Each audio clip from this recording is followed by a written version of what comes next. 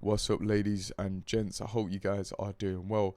I want to talk about in this video today, there's only one time frame that gives me real framework. Now, you may have a bias, you may have all of these different things, but there's one particular time frame that you guys need to use and utilize if you are not already. Most of you sleep on the 4-hour time frame. In this video today, I'm going to show you exactly how I use it and exactly how I build framework and logic in order to enter trades. The 4-hour time frame is the most important time frame. You guys need to be using it more. Let's not waste any time, and I'll show you exactly what I'm talking about. So the reason I say the 4-hour time frame is the most important is because it gives you real logic. It gives you not just logic but framework to work off of. Now, if we have a daily bias, and I'm going to get into why I was bearish this week on Nasdaq whilst everyone was bullish, we'll get into that straight away. Now we'll dive into the 4 hours straight after that. Now the 3-month time frame, if you guys look at this candle, there's 4 days left at this candle. Now there was about 7 days when I was calling shorts. Now the reason I wanted to see shorts and what no one talks about is time on the higher time frames. When everyone tells you about time, for them it's just kill zones and New York session, London session. We all know about New York and London session, right? What people don't consider ever, I rarely see this, only from a top, the top 1% of educators I see this spoken about, is time on the higher time frames, meaning quarters and monthly charts. Now, every candle, if it's bullish or bearish, has an open here, low, high, close, or open, high, low, close. This applies to every time frame. So on your 3-month candles, your quarterly candles, this applies as well. We're nearing the end of this 3-month candle, okay? This has been a bullish expansion candle, quite obviously. Now, in order for us to create this high to close portion of this bullish candle, right? When is it likely to do this? Towards the very end of the candle, obviously, because it's been a bullish candle. Now, with that logic in mind, you need confirmation next. Confirmation coming in the form of what? The 4-hour time frame. The best time frame for confirmation is the 4-hour. Let me show you exactly why. Now, with that in mind, with the 3-month open low, high close portion in mind, I'm thinking about that high to close portion. I want confirmation. What does confirmation come in a form of? Well, I don't want confirmation on the 5-minute chart. If I'm looking at a 3-month candle, 5-minute chart is irrelevant, right? Not for entries, it's good for entries, but in terms of building framework, completely irrelevant. This will be the most comprehensive video you watch on the 4-hour time frame. Now, take a look here. What do I need to see? Well, I need the algorithm to give me a hint that I'm correct. I need the algorithm to tip its hand to me. This is all narrative and logic building. You don't do anything with price unless there's a story behind price, and you'll have to excuse my voice a bit. I've been a bit ill. But nevertheless, you have to have confirmation around price. Now, I say that you need confirmation around your story is what I really mean. That story is built off this chart, right? It's built off this chart because at some point we've had 3 months now of bullish expansion. At some point we need to create that top wick. And I've made real money this week. You guys know I'm trading top step accounts right now, trading this logic. So please listen up. Everything I do is based around time. Time then price. But when people say time and price, most people just think they're referring to kill zones. And most of them are. Now, time comes on the higher time frames as well. How do we confirm it? With the 4-hour chart. Now, what is this here? What would you call this legged out, right? This is quite obviously displacement. Displacement, when paired with a story and when paired with narrative behind why price should do something, is like a gold mine. Because it's displacement, it's the algorithm flashing to you that it wants to go in that direction. So when we get a leg down like that, displacement naturally creates fair value gaps, okay? Now, because you've built narrative and logic behind price, you're not just trading patterns or single candles or anything like that. Because you've built logic and narrative behind price, notice how all your key levels, all your ideas begin to hold price. And look at this here. Look at the sheer expansion from this point. Every time we tap a 4-hour key level, we get expansion, massive expansion. Take a look. big expansion there, big expansion here, and then big expansion here. That's because these 4-hour key levels, this 4-hour displacement is confirming to you that you're on side with the marketplace. Now, when there's time logic built into your trading, all your 4-hour gaps, all your 4-hour order blocks, all the breaker blocks, all hold price lower. That's because there's narrative behind it. Now, if you're trading this with no narrative, guess what's going to happen? You're going to be expecting price to hold. It's going to trade through it and trade back to all-time highs. But because there's time logic, and my private students will know this, because there's time logic here, all of these gaps and all these PD arrays hold. Now, the 4-hour chart, I say, is all you need because there's specific times, on NASDAQ when price will move. That comes in a form of, if we take a look at all these 4-hour candles that give displacement, I wonder what time they're created, okay? 6 a.m., 10 a.m. Then we get 6 a.m.'s candle here, 10 a.m. offers a retracement. 6 a.m., 10 a.m., okay? These two 4-hour candles are what I want you guys to focus on. Focus on time logic, building narrative behind price, and then the 6 a.m. candle, the 10 a.m. candle on NASDAQ. If you operate within those two times, you will make money in these markets if your story is valid. Now, again, why is the story valid? Well, we need to create that 3-month high to close portion. So when we get this displacement, we closed below the body of this up close candle. Now you go to the 4-hour chart, and now any fair value gap will hold price lower. And if we drop even further to the 15-minute chart, look at the displacement we get after these key levels get tapped. Now, how do we engage with this? Well, you're looking for key times, all right? Because it's time then price on the lower time frames as well. I'm not saying that logic is wrong. It's not wrong. It just needs to be built with more logic, all right? Now, from these 4-hour key levels, what are you looking for? You're looking for a stop run and displacement. Simple as that. Stop run and displacement at key times. What times have I told you if you've been watching my videos before? 9:30 a.m. So this is 9:30 a.m.'s opening price. What does 9:30 do? It runs out buy-side liquidity in the form of a swing high, okay?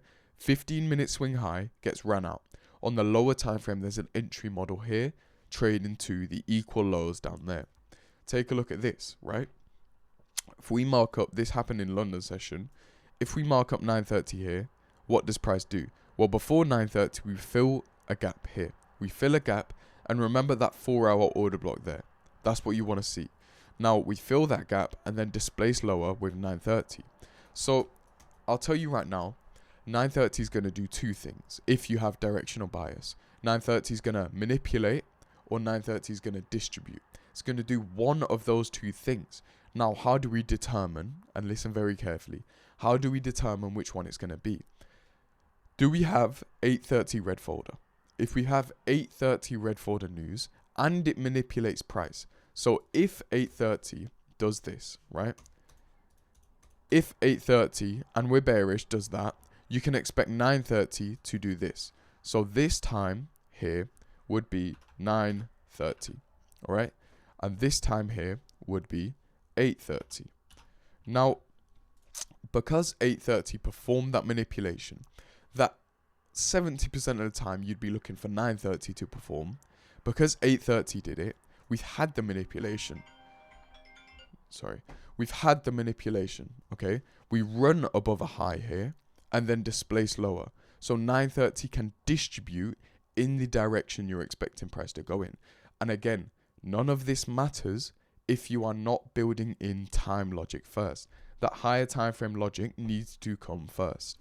That higher time frame logic is built off of that 3-month chart, all right?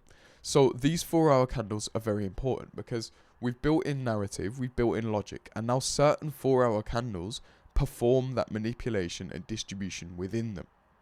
So depending on what these key times are doing, then the next one can perform the opposite function.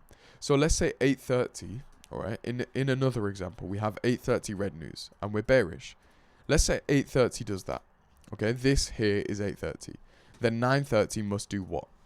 930 is this grey box, or let's make it orange so it stands out. Okay. 930 is this orange box. Why is that? Well, 930 is doing what? Manipulating.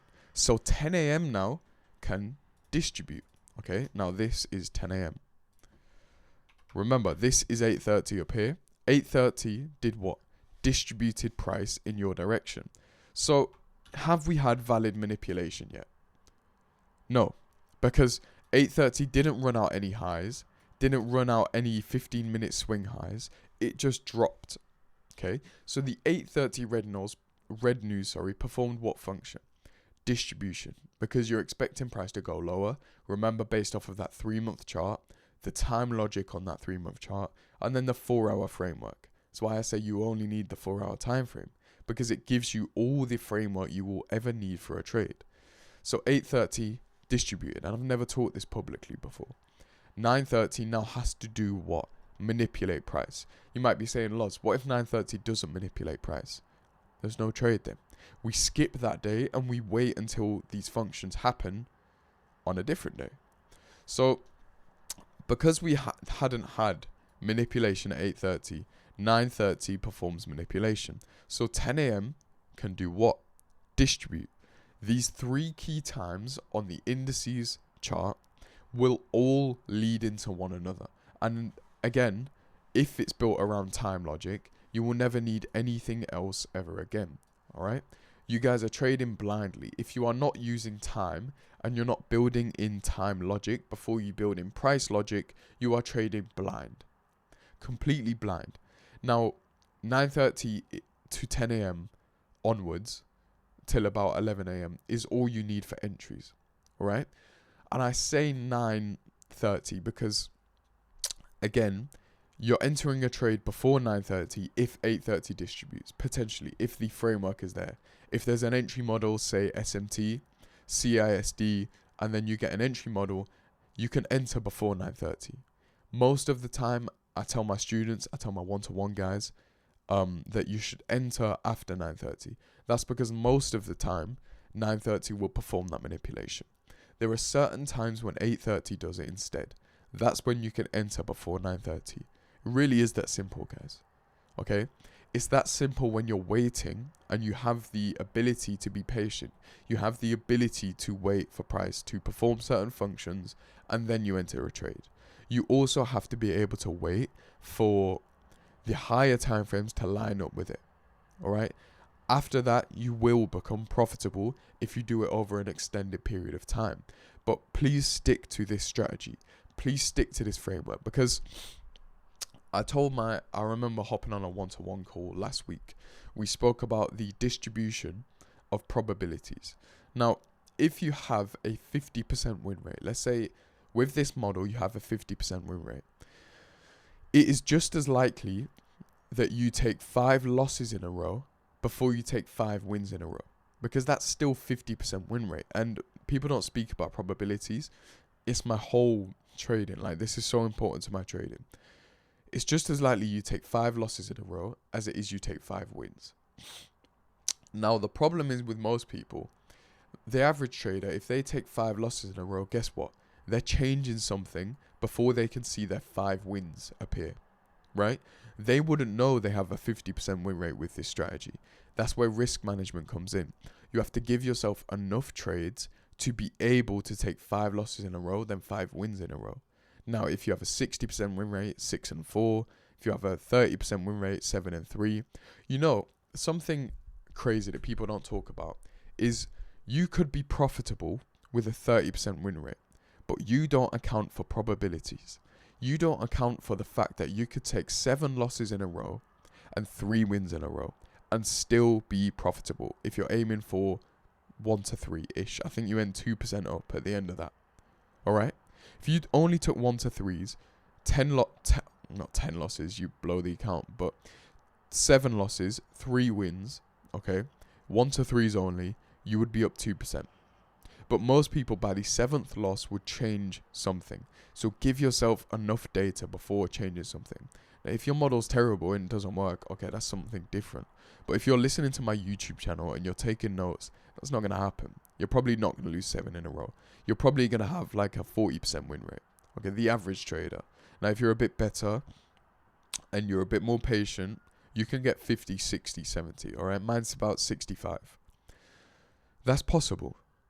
But the average trader could be profitable with a 30% win rate. Or rather, a really good trader could be profitable with a 30% win rate. That's insane, right? But most people wouldn't get to the 7 losses without changing something. Let's be honest, most of you would change something by the 7th loss. You just wouldn't know that you are actually profitable on the back end. So switch that mentality. I want that mentality switch to happen. Focus on time, on the higher time frames, being patient, and then the 4-hour framework. It is all you need. Those key times on an intraday level are the easy part. Build that framework and that logic. I hope you guys found this valuable. Subscribe if you're new. If you are interested in one-to-one coaching, apply in the top link in my description, and I'll catch you guys later.